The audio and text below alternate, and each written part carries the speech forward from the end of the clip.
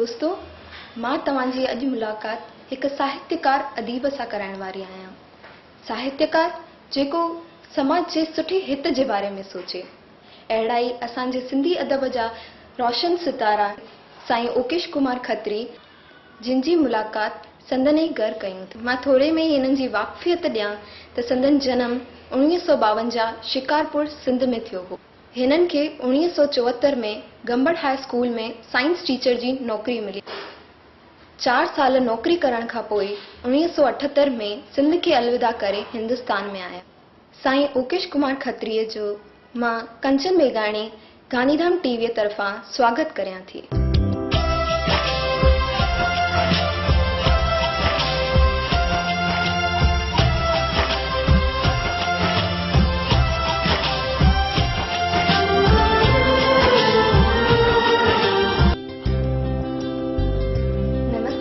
नमस्ते बेटा। Thank U. साईं, तव्हांजी वॾी महिरबानी जो तव्हां असांजो अर्ज़ु क़बूल कयो। त तव्हां सिंध मां हेॾो देर सां लॾे हिंद में आया, त हुन जो कारण ॿुधाईंदा? बेटा, 1978 में मां सिंध खे अलविदा करे हिंदुस्तान में आयुसि। इन जो कारण इहो हो त असांजी अधु फैमिली हिंदुस्तान में हिन गांधीधाम शहर में सेटल हुई ऐं असां ॿ भाइर बाबाजन सां गॾु सिंध में रहियल हुआसीं। पर बाबाजन जे सुर्गवास थियण जे करे असांखे अकेला महसूस थी। पोइ असां फ़ैसिलो कयोसीं सिंध छॾे हिंदुस्तान में आयासीं। अच्छा अच्छा, त तव्हां असांखे ॿुधाईंदा त तव्हांजो अदब तरफ़ लाड़ो कॾहिं थियो? मुंहिंजो अदब तरफ़ लाड़ो 1964 में स्कूल जे ज़माने खां थियो। जॾहिं मां 8वीं क्लास में पढ़ंदो हुउसि तॾहिं मुंहिंजो क्लास टीचर हो श्री लालचंद। ते मूंखे कॾहिं चयो त तोखे कुड़मीअ ते मज़मून पढ़णो आहे सुबुह जो असेंबली में। मां ॾाढो हैरान थियुमि, पर बाबाजन त हुआ कोन, कंहिंखां सलाह वठां। रातो राति हू कुड़मीअ ते मज़मून लिखियो ऐं सुबुह जो वञी क्लास में असेंबलीअ में मूं उहो कुड़मीअ जो मज़मून पढ़ियो। मुंहिंजा मास्तर, मुंहिंजा उस्ताद, ख़ासि करे मुंहिंजो क्लास टीचर साईं लालचंद ॾाढो ख़ुशि थियो ऐं मूंखे चयाईं, पुट तो कमाल करे ॾेखारियो आहे ऐं उमेद कयां थो तूं अॻियां हली करे कंहिं मंज़िल ते पहुचंदे। साईं, त जेको तव्हांजो ही अदब तरफ़ लाड़ो आहे, हू वंश परंपरागत आहे या तव्हांखे गॉड गिफ्ट मिली आहे? हक़ीक़त में मुंहिंजा बाबाजन हिकिड़ा सुठा शाइर हुआ ऐं गॾोगॾु कहाणीकार बि हुआ। उन ज़माने में दादाजन, बाबाजन काफ़ी कुझु कविताऊं, नज़म लिखिया ऐं अॼु बि शिकारपुर सिंध में बाबाजन खे हिकु सुठे शाइर जे रूप में पहचानियो वेंदो आहे। ऐं उन्हनि जी मूंखे हिकिड़ी कविता यादि थी अचे कि रफ़्तार ॾींगी, गुफ़्तार ॾींगी, खतरनि जी हर कार ॾींगी, जिते हूंदा इहे खतरी ॾींगा, लाचार हूंदी सरकार ॾींगी। वाह साईं वाह।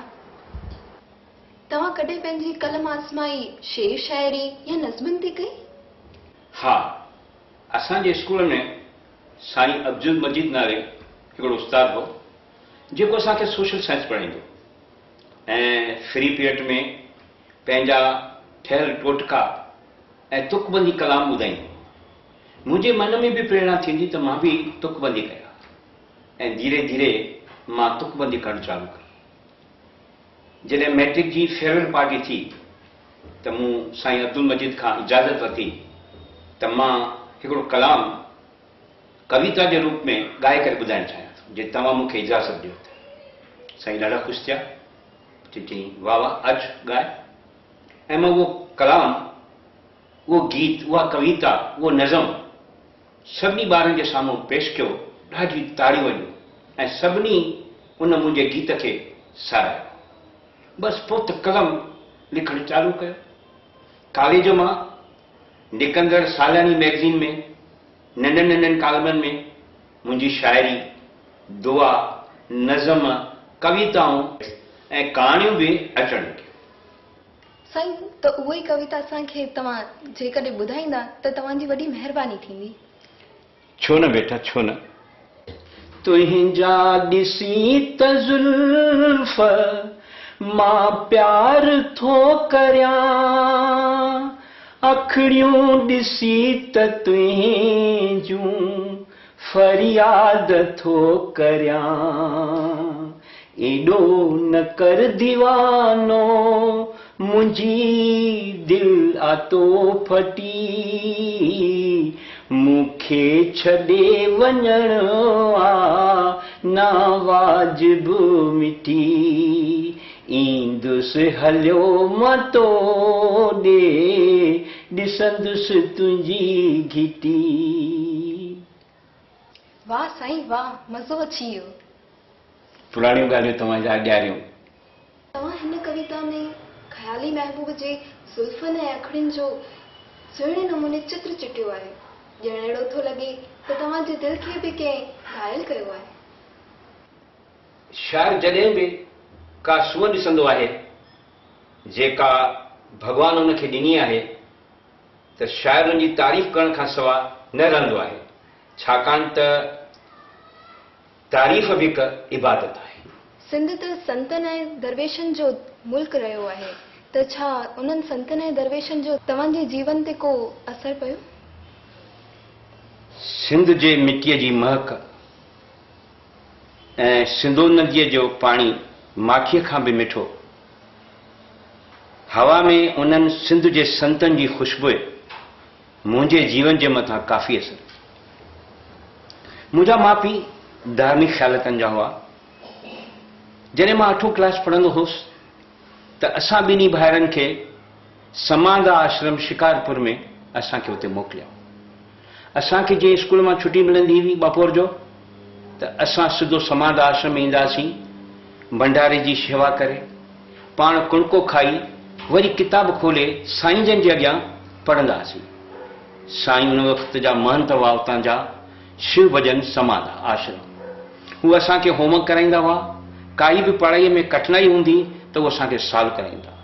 वरी शाम जो खूह मां पाणी कढी गांयुनि जा कुंडल भरींदा हुआसीं, पीअण जा मटका भरींदा हुआसीं। ऐं उन ज़माने में सीमेंट जा फर्श न हुआ, मिटीअ जा फर्श हुआ, त पाणी जो छिनकार करे ऐं शाम जो निमा शाम जो रायरा साहब कीर्तन सुहेला अरदास वचन साहब करे घर ईंदासीं। ईअं खणी चऊं त असां उन धार्मिक रंग में रंगजी विया हुआसीं। तव्हांजे स्कूल ऐं कॉलेज लाइफ में कहिड़ियूं कहिड़ियूं मशगूलियूं हुयूं? तव्हांखे पहिरीं बि ॿुधाए चुको आहियां त मुंहिंजो धार्मिक माहौल में ॾाढो इंट्रस्ट हो। असां उन ज़माने में शिकारपुर में शिवालय जे अंदरि होलीअ जा सांग थींदा हुआ ऐं ड्रामा, उन में मां काफ़ी पार्ट वठंदो हुउसि। ऐं मज़े जी तव्हांखे ॻाल्हि ॿुधायां त उन ज़माने में छोकिरियूं को बि ड्रामे में पार्ट न खणी सघंदियूं हुयूं, त असां छोकिरनि खे उन छोकिरियुनि जो पार्ट करणो पवंदो हो। ऐं जीअं त मां रंग जो सुहिणो हुउसि, तंहिंजे करे मूंखे छोकिरियुनि जो पार्ट करणो पवंदो हो। ऐं उन ज़माने में असांजा हिकिड़ा मशहूरु ड्रामा थी गुज़रिया।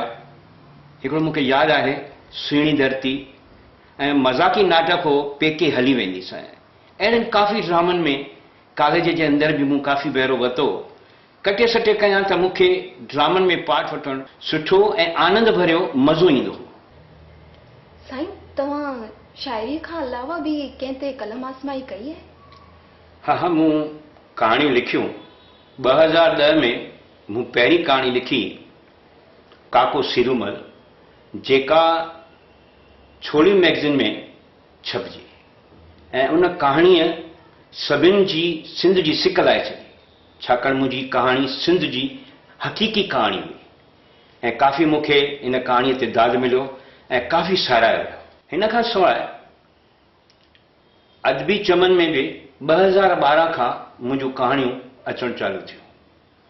ऐं भोपाल मां निकिरंदड़ मशाल में पिणु मुंहिंजूं कहाणियूं छपजी चुकियूं आहिनि। ऐं हाणे 2018 में राजस्थान मां निकिरंदड़ रिहाण में पिणु मुंहिंजी कहाणी छपी आहे। ऐं उमेद आहे त मूंखे काफ़ी राया मिलणु खपनि। साईं, तव्हां लिखण जे अलावा सिंधियत जे बचाव जे लाइ ॿियूं कहिड़ी कोशिशूं करे रहिया आहियो? मां अॼुकल्ह सिंधी ॿार पढ़नि कोन था ऐं धीरे धीरे सिंधी स्कूल बंदि थींदा वञनि था।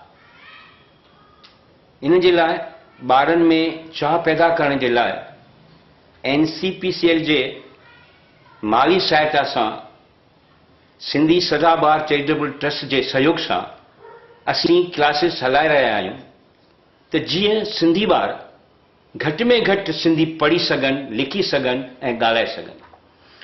असांजी इहा कोशिश गांधीधाम, आदिपुर, पालनपुर, ईदर, राजकोट ताईं असीं कोशिशूं करे रहिया आहियूं ऐं मां हिन में सुपरवाइज़र जो पार्ट अदा करे रहियो आहियां ऐं उमीद थो कयां त सिंधी अञा बि अॻिते वधंदी, इहा मूंखे आशा आहे।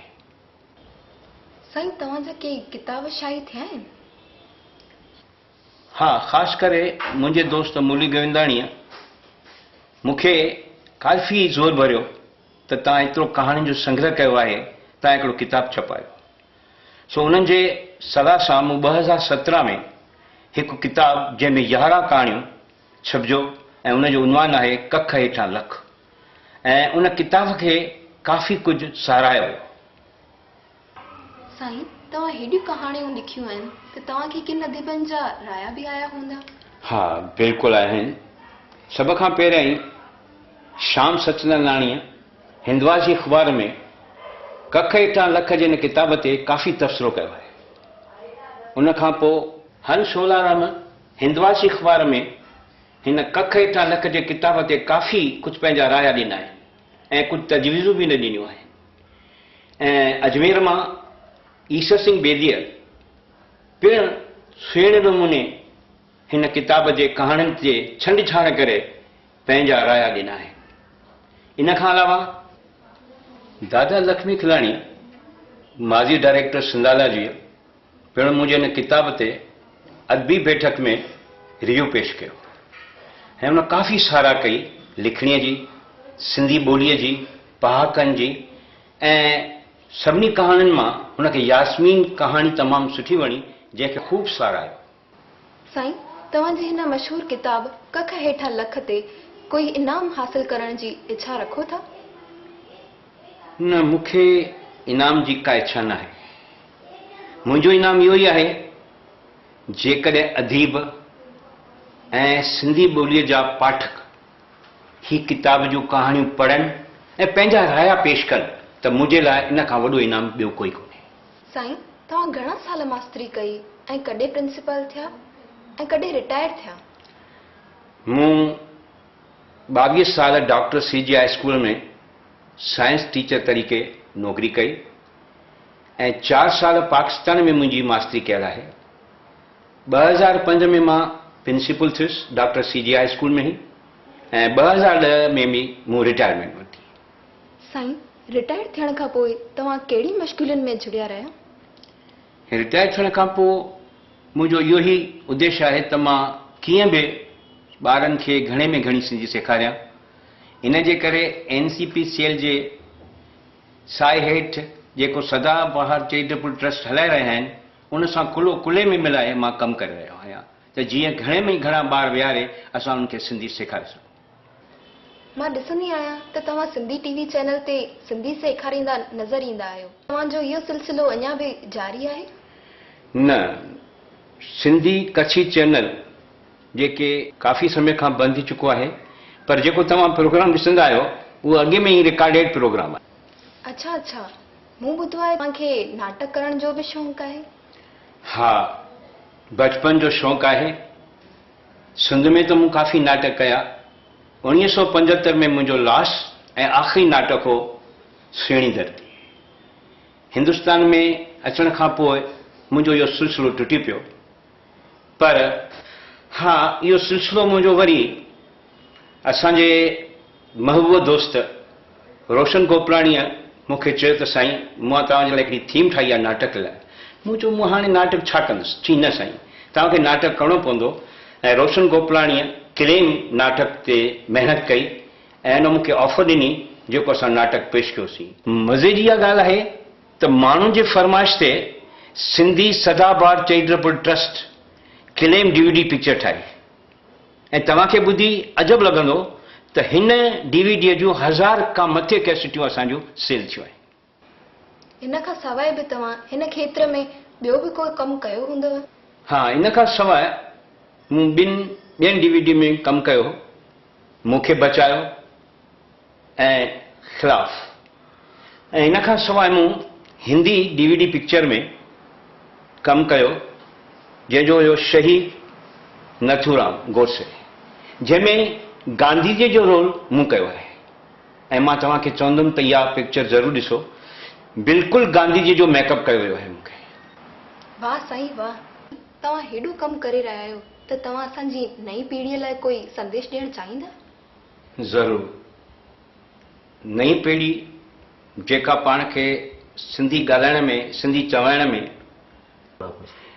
शर्म थी महसूस करे, मां उनखे इहो संदेश ॾींदुसि, इहो पैगाम ॾींदुसि त भले तव्हां सिंधी न सिखो, न लिखो, न पढ़ो, पर घटि में घटि जॾहिं पाण में सिंधी मिलो, घटि में घटि सिंधीअ में त ॻाल्हायो ऐं फ़ख्र सां चओ त मां सिंधी आहियां। उन लाइ मां ही 2 लाइनूं चवां थो, सिंधी आहियां, सिंधी रहंदुसि, सिंधियुनि जो मां शान आहियां, मुल्क सॼे में हा कई आहे, सिंधी त महान हुआ, सिंधी त महान हुआ, चओ सिंधी झूलेलाल, चओ सिंधी झूलेलाल। साईं, तव्हां सां मुलाक़ात करे असांजी सिंधी जातीअ खे फ़ख्रु थो महसूस थिए। मां तव्हांखे अर्ज़ु कंदसि त तव्हां पंहिंजे कुटुंब जे भातियुनि सां मूंखे वाक़फ़ियत कराईंदा त तव्हांजा लख शुक्राना। हा, छो न। मुंहिंजे परिवार में कुल 10 मेंबर आहिनि, 2 पुट आहिनि, 2 नूंहर आहिनि ऐं 4 पोटा पोटियूं। कुल मिलाए करे आहियूं। मुंहिंजी धर्म पत्नी आहे जंहिंजो नालो आहे मीना, हीउ मुंहिंजो पोटो आहे जंहिंजो नालो आहे जय, हीअ मुंहिंजी नूंहं आहे नंढी जंहिंजो नालो आहे कंगना। 2 पुट, 1 नूंहं, 2 पोटा, 1 पोटी, उहे अॼु विस्पति हुअण जे करे घुमण। तव्हांजी वॾी वॾी महिरबानी जो तव्हां पंहिंजो क़ीमती वक़्तु असां लाइ कढियो। आयो लाल सभई जो झूलेलाल।